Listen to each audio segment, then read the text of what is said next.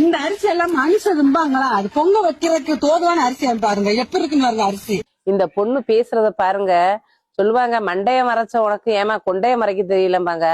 எப்படி போடுறான்டா இந்த பச்சரிசியை பாத்தியலா, இந்த எப்படி பொங்கல் வைக்கிறது, இந்த சீனியை பாத்தியலா அப்படிங்கிற மாதிரி சொல்லுது அந்த பொண்ணு. ஏமா அந்த சீனியில மண்ணள்ளி கிடந்துச்சு இல்ல அரிசியில மண்ணும் கல்லும் கிடந்துச்சா? சரிம்மா அது ரெண்டுமே வேஸ்டா போயிடுச்சுன்னு வை. இந்த சேலை உடுத்த மாட்டா, ரைட்டு நீ பட்டு புடவை உடுத்துற பொண்ணு 3000 ஏமா காட்டுல, அதை பாத்தியா கரைய அரிச்சிருக்குதா இல்ல நல்ல நோட்டா இருக்குதாண்டு? ஏன்னா அங்கனே காட்டியிருந்தா தானமா தெரியும். அம்மாவுடைய முகரைய பார்க்கல தெரியுது பெரிய விஐபி மாதிரி.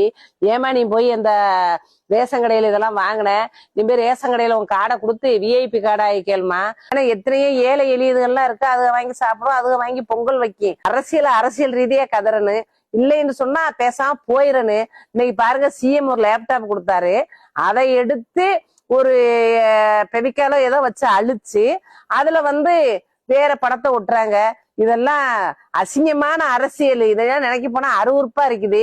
ஏயா அழிச்சு ஒட்டுனீங்க, உங்க அப்பன் அத்தா படத்தையாவது ஒட்டக்கூடாது? அன்னையும் பிதாவும் முன்னறி தெய்வமாங்க, அவங்க படத்தை ஒட்டி நான் அந்த மாதிரி சிஎம் படம் ஒட்டுக்கிறல.